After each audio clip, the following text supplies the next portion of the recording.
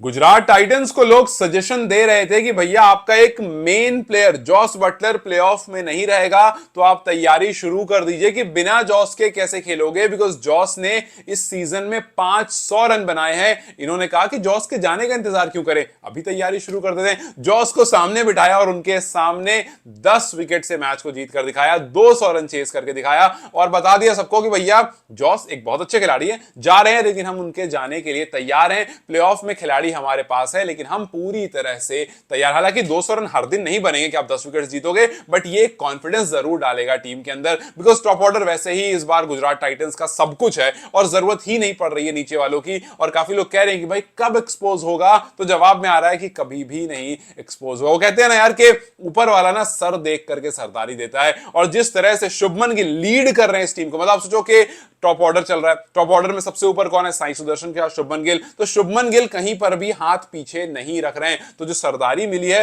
वो बिल्कुल सर देख करके मिली, और यहां पर ऐसा है कि इस वाली सरदारी से टीम इंडिया की सरदारी मिल रही है। ये कहानी आप सुन चुके हो अब तक के, शुभमन गिल जो है उनको इंडिया का टेस्ट कप्तान बनाया जा रहा है। हालांकि वहां पर बहुत सारे डिबेट जरूर हैं, बट भैया इन्हीं की कप्तानी देख करके, यहीं पर जिस तरह से वो टीम को मैनेज कर रहे हैं, यही सब देख करके इन्फ्लुएंस हुए हैं, और ये हो रहा है कि इनको कप्तानी मिल जाएगी और बहुत जल्दी उसकी अनाउंसमेंट भी आ जाएगी। लेकिन इसके अलावा और भी बहुत सारी चीजें हैं जहां पर शुभमन गिल एक्सेल कर रहे हैं, जैसे कि किंग के रिकॉर्ड के पीछे, मतलब किंग कोहली के रिकॉर्ड के भी पीछे पीछे चल रहे हैं, और कुछ जगह तो उनको अभी ही पीछे भी छोड़ चुके हैं। जैसे कल शुभमन गिल ने 5000 रन कंप्लीट करे और टी20 में 113वें खिलाड़ी बन गए जिन्होंने 5000 रन कंप्लीट करे, और इस चीज में उन्होंने विराट कोहली को पीछे छोड़ दिया। धीरे धीरे डीथ्रोन हो रहे हैं। विराट कोहली ने 167 पारियां ली थी, तब जाकर के 5000 रन कंप्लीट किए थे। शुभमन गिल ने 154 इनिंग्स में ही ये काम कर दिया, और वो इंडिविजुअल नहीं, पार्टनरशिप्स में भी ऐसा करे। अभी तक आईपीएल में सिर्फ 2 ही बार ऐसा हुआ था कि विराट कोहली और एबी डिविलियर्स ने 200 से ज्यादा रन करे थे और किसी और ने नहीं करे थे। सो 2 बार विराट कोहली और एबी डिविलियर्स ने करे थे, और एक बार इससे पहले साई सुदर्शन और गिल ने करे। लेकिन कल जब इन दोनों ने मिलकर के 204 रन ठोक दिए, तो इनके पास भी अब वो नंबर 2 हो गया। मतलब अभी देखो इनकी शुरुआत ही हुई है। विराट और एबी डिविलियर्स अब साथ में नहीं खेलेंगे, बट साई सुदर्शन और शुभमन गिल बहुत सारी पारियां साथ में अभी खेलेंगे, बिकॉज जीटी इनको तो नहीं छोड़ने वाला है। सो ये रिटेन होते रहेंगे हर सीजन, और हो सकता है कि एक और बार आप बहुत जल्दी देख लो साथ में 200 करते हुए, तो विराट और एबी डिविलियर्स का रिकॉर्ड जो है वो भी टूट जाएगा। इनफैक्ट अगर आप देखोगे सेंचुरी पार्टनरशिप वाला रिकॉर्ड, उसमें भी विराट ऊपर ही है। उसमें भी विराट कोहली और एबी डिविलियर्स ने मिलकर के 10 बार 100 प्लस की पार्टनरशिप करी है। उसके बाद दूसरे नंबर पर जो है वो क्रिस गेल और विराट कोहली जिन्होंने 9 बार करी है।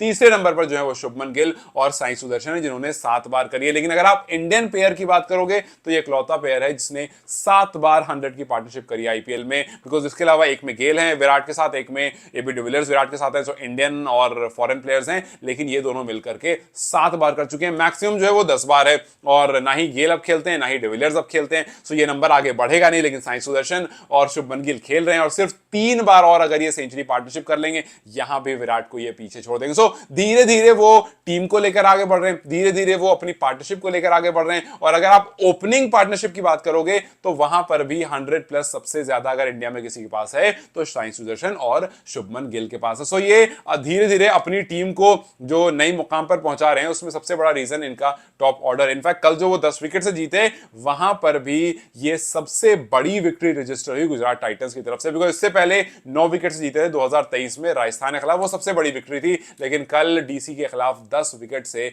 इस मैच को जीत गए। और सबसे अच्छी बात क्या है कि साई और गिल जब खेल रहे होते हैं ना, वो बिल्कुल रिस्क फ्री क्रिकेट खेलते हैं, कोई रिस्क विस्क नहीं लेते, इत्मीनान से खेलते आते हैं, और धीरे धीरे दिखाते हैं कि भैया जो मैड कंसिस्टेंसी जो एक वर्ड है ना, वो कुछ ऐसा दिखता है। साथ में ब्रेकिंग रिकॉर्ड्स दोनों मिलकर जो ये काम कर रहे हैं कि हर दिन आ रहे हैं कुछ नया कर रहे हैं। आप सोचो कि जब ऑरेंज कैप की रेस चल रही थी, उस रेस में ये थे, लेकिन मजा नहीं आ रहा था, क्योंकि हर मैच में वो रेस बदल जा रही थी। भाई एक ने 500 कर रखे थे, एक ने 504, एक ने 506, एक ने 507, एक ने 508, एक ने 513। सो मजा नहीं आ रहा था, बहुत क्लोज थे हर मैच में। ऑरेंज कैप जो है वो चेंज हो रही थी। इन्होंने इसका किस्सा ही खत्म कर दिया, गैप इतना बड़ा कर दिया कि भैया अगर एक मैच में आकर के आप भी शतक लगा सकते हो तो लगाओ और आ जाओ। आप सोचो कि शुभमन गिल, साई सुदर्शन, एक ने 617 रन कर रखे हैं साई ने, जिनके पास अभी ऑरेंज कैप है, और दूसरे ने 601 रन कर रखे हैं शुभमन गिल ने। सो ये दोनों तो आपस में क्लोज हैं, लेकिन तीसरा नंबर जो है वो कहीं 520-30 वाला है, जहां पर यशस्वी जायसवाल है, और फिर उसके बाद Virat and all. Because Virat चलो प्लेऑफ में मोस्ट तो पहुंच चुके हैं, सो विराट प्लेऑफ खेलेंगे, ये भी प्लेऑफ खेलेंगे, इनके पास नंबर ऑफ मैचेस ज्यादा हैं।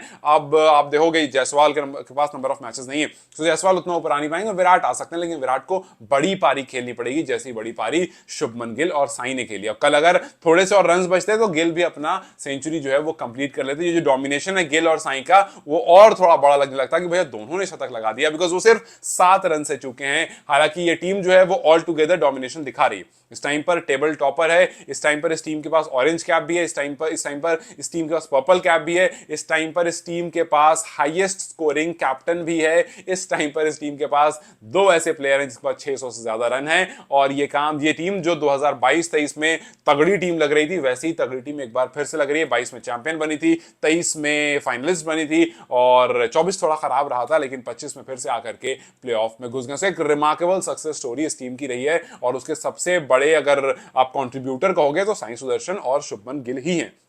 सबसे पहला खिलाड़ी बना था साई 600 पूरा करने वाला, उनके पीछे गिल भी आ गए। सो ये जो यहां पर कमान, अब सवाल ये है कि इन दोनों के बाद जो तीसरा नंबर आता है, जहां पर जॉस बटलर आते हैं, जो कि अब आपको जाहिर सी बात है आगे ज्यादा नहीं दिखेंगे, क्या वहां पर इनको अभी ही मेंडिस को एड ऑन कर देना चाहिए कि भैया आप, क्योंकि जॉस जो है वो बहुत लंबे टाइम तक है नहीं, प्लेऑफ में वैसे ही रहेंगे नहीं, तो आपके पास 1-2 मैचेस अभी आगे बच रहे हैं, तो क्या ऐसा होना चाहिए कि आप उनको एड ऑन कर दो। हालांकि ये दोनों बहुत बेहतरीन करें, ये दोनों अभी तक इस पूरे सीजन में अगर आप देखोगे तो इनके पास 750 प्लस स्कोर है, जिसमें से 300 प्लस है 12 इनिंग में। So they are doing very good. ये 12 इनिंग में 750 प्लस स्कोर होना कोई मजाक नहीं, लेकिन आपको आगे की तो जरूरत पड़ेगी ना, आपको जॉस के जाने के बाद उनकी जरूरत पड़ेगी, और हो सकता है किसी मैच में आप ना भी चलो। सो क्या, और अगर सीधा आप कुशल मेंडिस को उतारोगे लास्ट में कि भैया आप सीधा प्लेऑफ में उतरो, तो हो सकता है वो थोड़ा सा एक प्रेशर फील हो कि यार हम एकदम अभी अभी आए हैं और एकदम प्लेऑफ में चले गए। सो अब बस यहां पर यही देखना है कि जो आगे के फिक्सचर्स इनके हैं, क्या उन फिक्सचर्स में आप